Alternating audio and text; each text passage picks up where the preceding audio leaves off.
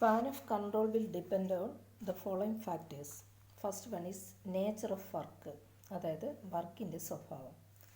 When the nature of work is routine, ഇപ്പോൾ ഒരേ work തന്നെ നമ്മൾ ചെയ്തുകൊണ്ടിരിക്കുകയാണ്, അല്ലെങ്കിൽ റെപ്പറ്റേറ്റീവ്, അല്ലെങ്കിൽ മെഷറബിൾ, നമുക്ക് മെഷർ ചെയ്യാൻ പറ്റും, അല്ലെങ്കിൽ ഹോമോജീനിയസ് ഇൻ ക്യാരക്ടർ.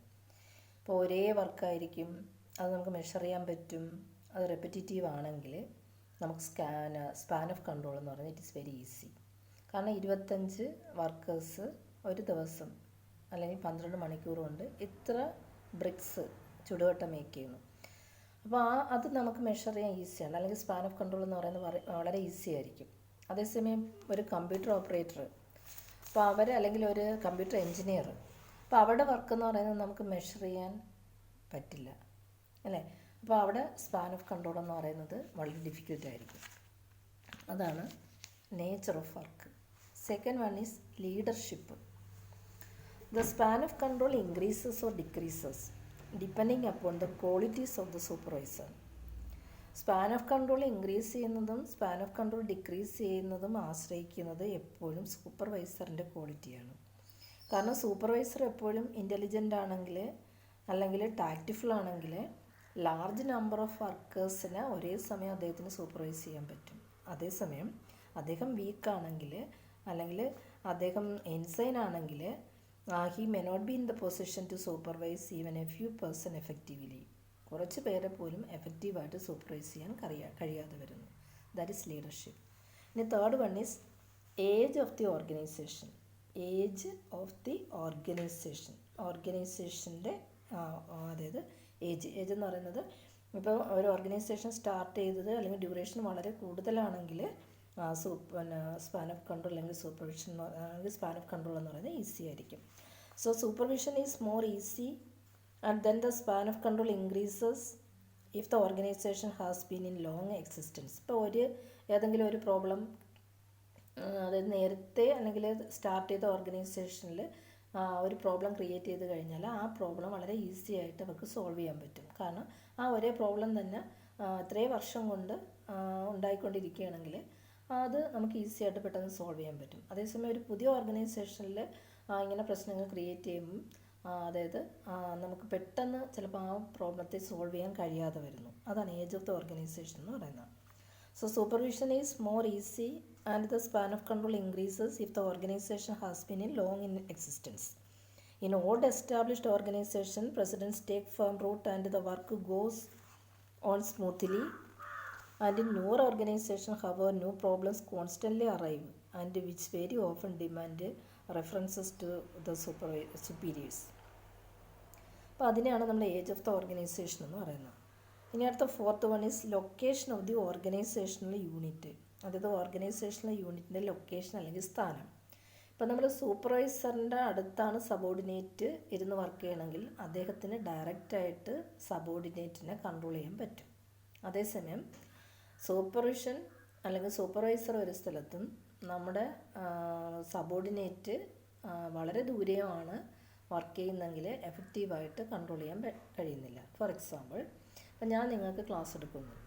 ഇപ്പം കോളേജിൽ നമ്മൾ ഫേസ് ടു ഫേസ് ക്ലാസ് ആണെങ്കിൽ എനിക്ക് നിങ്ങളെ 50 പേരെയും ഡയറക്റ്റായിട്ട് കൺട്രോൾ ചെയ്യാനോ സൂപ്പർവൈസ് ചെയ്യാനോ കാര്യങ്ങൾ പറയാനോ ഒക്കെ കഴിയും. അതേസമയം ഞാൻ എൻ്റെ വീട്ടിലും നിങ്ങൾ നിങ്ങളുടെ വീട്ടിലും ആകുമ്പം സൂപ്പർവിഷൻ എന്ന് പറയുന്നത് എഫക്റ്റീവായിട്ട് കണ്ടക്ട് ചെയ്യാൻ കഴിയാതെ വരുന്നു. അതിനെയാണ് നമ്മൾ location of the organisational unit എന്ന് പറയുന്നത്.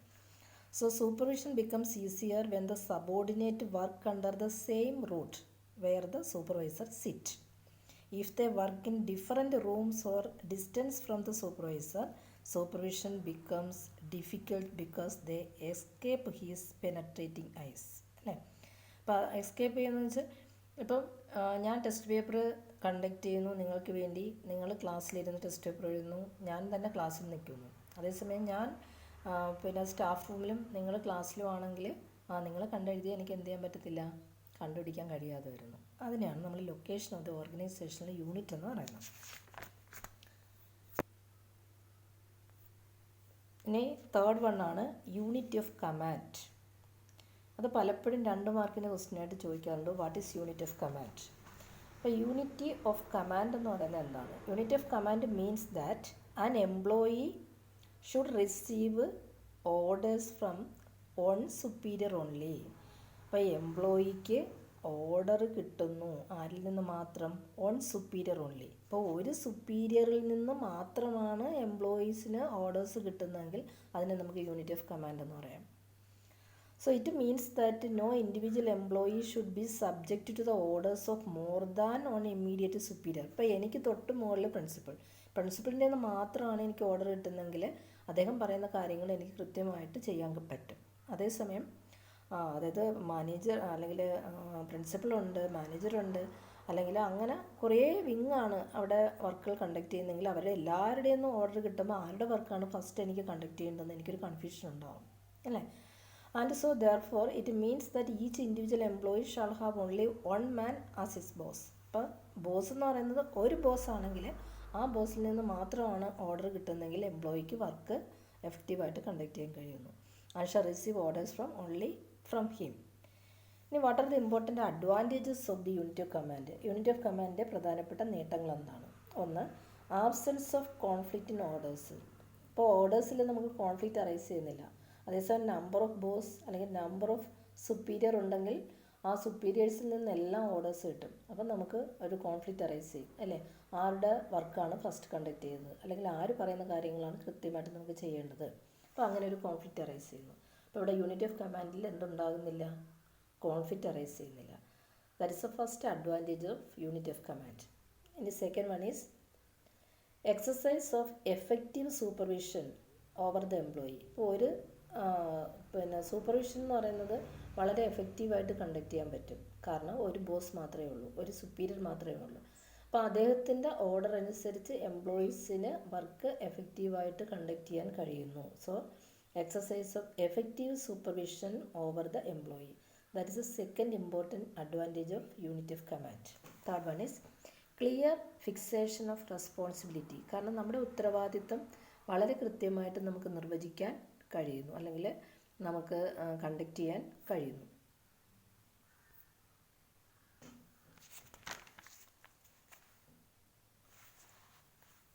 ഇനി വാട്ട് ഈസ് ഡെലിഗേഷൻ? ഫോർത്ത് പ്രിൻസിപ്പിളാണ് delegation. According to Mooney, delegation means conferring of specified authority by a higher to the lower authority. It means that delegation is the devolution of authority by a superior person to his subordinate subject to his supervision and control. കാരണം ഇപ്പം നമ്മുടെ പ്രിൻസിപ്പളിൻ്റെ റെസ്പോൺസിബിലിറ്റിയിൽ, ഉത്തരവാദിത്വത്തിൽ അല്ലെങ്കിൽ അദ്ദേഹത്തിൻ്റെ സൂപ്പർവിഷനിൽ എല്ലാ ടീച്ചേഴ്സിനും അല്ലെങ്കിൽ പല വിഭാഗങ്ങളിൽ പഠിപ്പിക്കുന്ന ടീച്ചേഴ്സിന് ഓരോരോ ഡ്യൂട്ടികൾ കൃത്യമായിട്ട് അദ്ദേഹം ഡെലിഗേറ്റ് ചെയ്യുന്നു, നിയോഗിക്കുന്നു. ഇപ്പോൾ ഇന്ന ഡ്യൂട്ടി ഇന്നാര് ചെയ്യുക, ഇന്ന ഡ്യൂട്ടി ഇന്നാര് ചെയ്യുക. അപ്പോൾ അങ്ങനെ അദ്ദേഹത്തിൻ്റെ കൺട്രോളിൽ അദ്ദേഹം എഫക്റ്റീവായിട്ട് ഓരോരോ ഡിപ്പാർട്ട്മെൻറ്റുകൾക്കായിട്ട് കണ്ടക്ട് ചെയ്യേണ്ട ഡ്യൂട്ടി ഡെലിഗേറ്റ് ചെയ്ത് കൊടുക്കുന്നു അല്ലെങ്കിൽ വിഭജിച്ച് കൊടുക്കുന്നു. That is delegation. Delegation may be classified as. ഇനി ഡെലിഗേഷനെ നമുക്ക് എങ്ങനെയൊക്കെ തരംതിരിക്കാൻ പറ്റും? First one is downward. When the higher authority delegate to the lower. Down എന്ന് വെച്ചാൽ താഴോട്ട്. അപ്പോൾ ഹയർ അതോറിറ്റിയിൽ നിന്നും താഴത്തെ തട്ടിലുള്ള അതോറിറ്റിയിലേക്ക് അതായത് ഓർഡേഴ്സ് കിട്ടുകയാണെങ്കിൽ അതിനെ നമുക്ക് ഡൗൺവേർഡ് ഡെലിഗേഷൻ എന്ന് പറയാം.